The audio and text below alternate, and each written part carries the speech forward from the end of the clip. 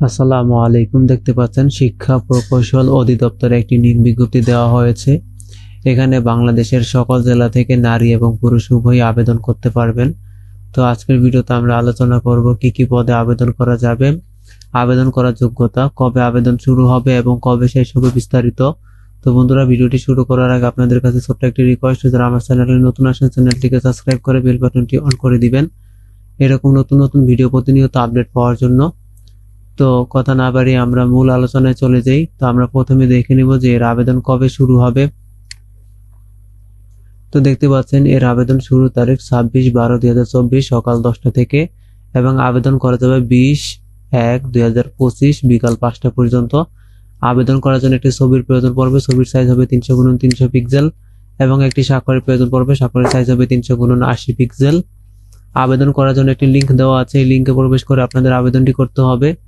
তো আপনাদের সুবিধার্থে আমি ভিডিও ডিসক্রিপশনে লিঙ্কটি দিয়ে দিব, সেখান থেকে আপনারা আবেদনটি করে নেবেন। আমি এখন পদের নাম আলোচনা করব। তো প্রথমে দেখতে পাচ্ছেন অফিস সহায়ক। এখানে বেতন গ্রেড হচ্ছে 20, পদ সংখ্যা রয়েছে 304টি। শিক্ষাগত যোগ্যতা প্রয়োজন পড়বে কোনো স্বীকৃত বোর্ড হতে মাধ্যমিক স্কুল সার্টিফিকেট বা সমমানের পরীক্ষা উত্তীর্ণ। এরপর দেখতে পাচ্ছেন অফিস সহকারী কাম কম্পিউটার মুদ্রাক্ষরিক, বেতন গ্রেড হচ্ছে 16, পদ সংখ্যা রয়েছে 20টি। সর্বোচ্চ 32 বছর বয়স পর্যন্ত আবেদন করা যাবে। শিক্ষাগত যোগ্যতা প্রয়োজন পড়বে কোনো স্বীকৃত বোর্ড হতে অনন্য দ্বিতীয় বিভাগ বা সমমানের সিজিপিএ, উচ্চ মাধ্যমিক সার্টিফিকেট বা সমমানের পরীক্ষা উত্তীর্ণ।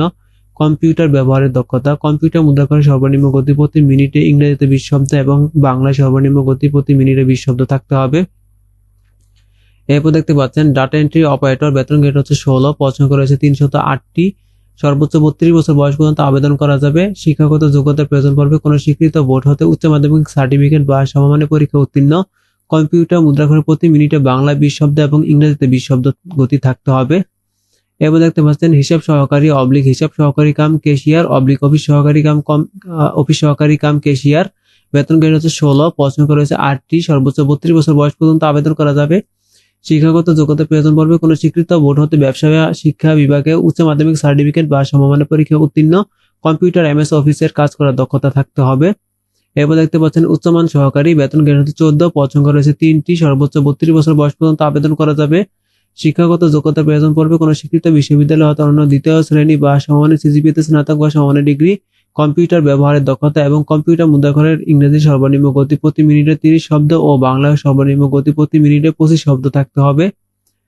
এবার দেখতে পাচ্ছেন কম্পিউটার অপারেটর, বেতন গ্রেড হচ্ছে 13, পদ সংখ্যা রয়েছে 8টি।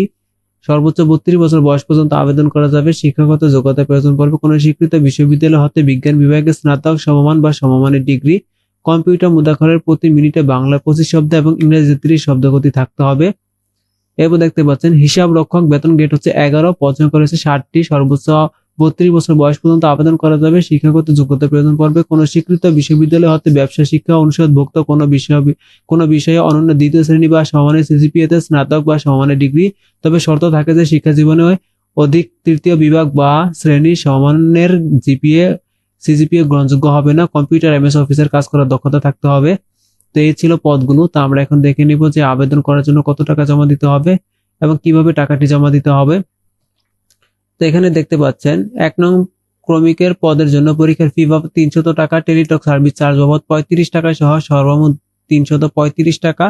2 থেকে 6 নং ক্রমিকের পদগুলোর জন্য পরীক্ষার ফি বাবদ 200 টাকা, টেলিটক সার্ভিস চার্জ বাবদ 23 টাকা সহ সর্বমোট 223 টাকা এবং 7 নং ক্রমিক পদের জন্য পরীক্ষার ফি বাবদ 100 টাকা, টেলিটক সার্ভিস চার্জ বাবদ 12 টাকা সহ সর্বমোট 112 টাকা। আবেদন করার 72 ঘন্টার মধ্যে জমা দিতে হবে। টাকাটি কিভাবে জমা দিবেন, আপনাদের মেসেজ অপশনে গিয়ে লিখতে হবে EEDMOE লিখে স্পেস দিয়ে ইউজার আইডি বসিয়ে সেন্ড করতে হবে 16333 নম্বরে। এরপর একটি মেসেজে রিপ্লাই দেওয়া হবে, সেখানে 8 ডিজিটের পিন নাম্বারটি দেওয়া থাকবে। দ্বিতীয় মেসেজ অপশনে গিয়ে লিখতে হবে EEDMOE লিখে স্পেস দিয়ে ইএস লিখে স্পেস দিয়ে পিন নাম্বার বসিয়ে সেন্ড করতে হবে 16333 নম্বরে। এরপর এরকম আরেকটি মেসেজে রিপ্লাই দেওয়া হবে, সেখানে আপনাদের ইউজার আইডি এবং পাসওয়ার্ড দেওয়া থাকবে, সেটি আপনাদের সংরক্ষণ করে রাখতে হবে। পরবর্তীতে যখন অ্যাডমিট কার্ড ডাউনলোডের সময় হবে তখন আপনাদের এই ইউজার আইডি এবং পাসওয়ার্ড ব্যবহার করে আপনাদের অ্যাডমিট কার্ডটি ডাউনলোড করতে হবে। তো এই ছিল আজকের আলোচনা। তো আশা করছি আজকের ভিডিওটি আপনাদের ভালো লেগেছে। আর যদি ভিডিওটি ভালো লেগে থাকে তাহলে অবশ্যই চ্যানেলটিকে সাবস্ক্রাইব করে বেল বাটনটি অন করে দিবেন।